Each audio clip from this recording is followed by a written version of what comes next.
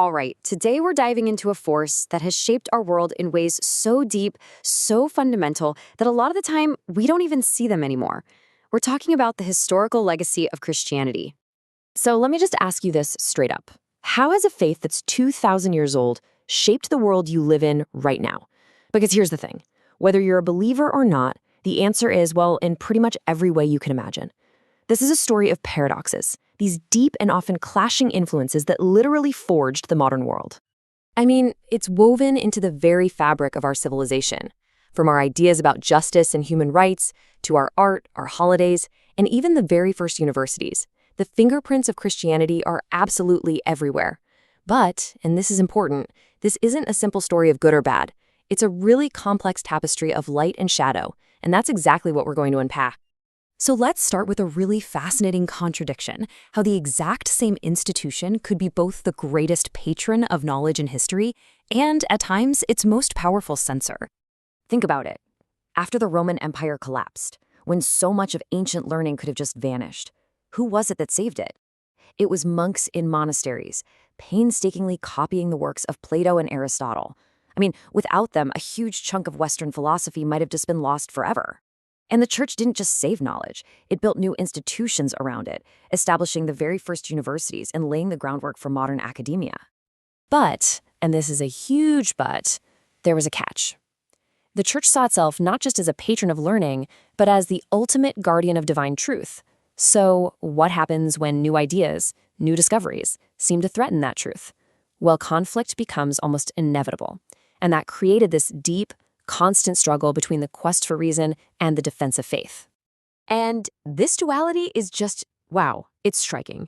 On the one hand, you have an institution saving ancient wisdom in its libraries. On the other hand, that same institution created the Index of Forbidden Books, literally a list of things you were not allowed to read.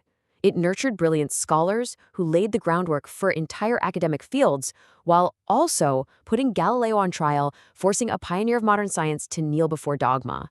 It was an institution at war with itself, a protector of knowledge, and sometimes its greatest enemy. This tension leads us right into our next paradox: Christianity's role in society as both a powerful force for unity and, at the same time, a source of profound division.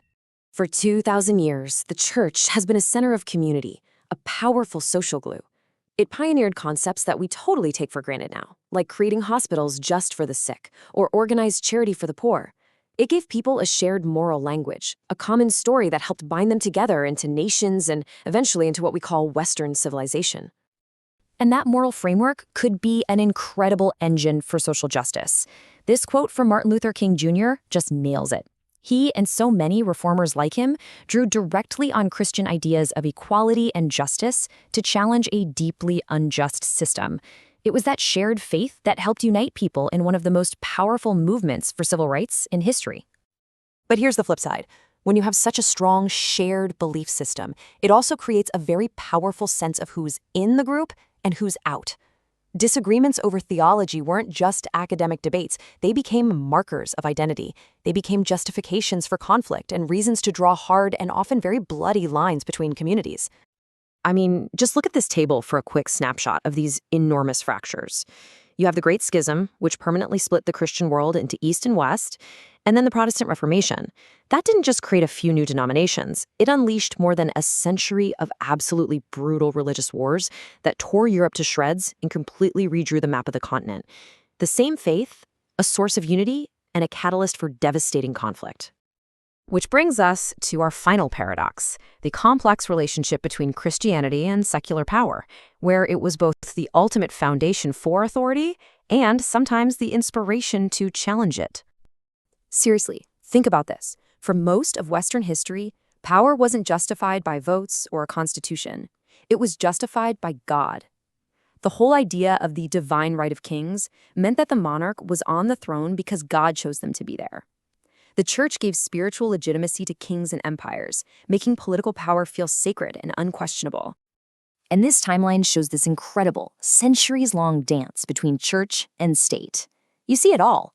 We go from Christianity just being made legal to the Pope literally placing the crown on the head of the most powerful emperor in Europe. Then, bam, The Reformation comes along and challenges the Pope's total authority, which actually gives more power to individual kings and their new state-run churches.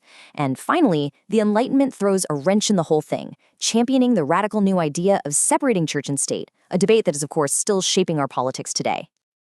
Okay, so we've looked at these paradoxes in knowledge, in society, and in power. What does it all add up to? Let's try and tie these threads together and see what this unfinished legacy looks like. You know, as we've seen, this is just not a simple story with a clear hero and a clear villain. It's a messy, complicated, and deeply human story. It's a tapestry woven with these incredible threads of compassion and, at the same time, shocking cruelty, of brilliant enlightenment and sometimes willful ignorance. So the key takeaway here is this legacy of paradox. When it came to knowledge, it was both patron and censor. For society, it was both unifier and divider. And for power, it was both the foundation of authority and the seat of rebellion. These contradictions, they aren't some kind of flaw in the story, they are the story. And make no mistake, this is not just some dusty old history lesson. These tensions are alive and well right now. Think about the modern debates over science and faith, or the role of religion in social justice movements, or the constant arguments about the separation of church and state.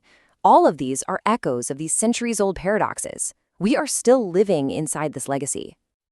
And that leaves us with a final, and I think really crucial question. The story of this faith's impact isn't over. It's still being written by us today. So as we navigate the future, which threads of this vast, contradictory, and incredibly powerful legacy will we choose to weave into the world of tomorrow?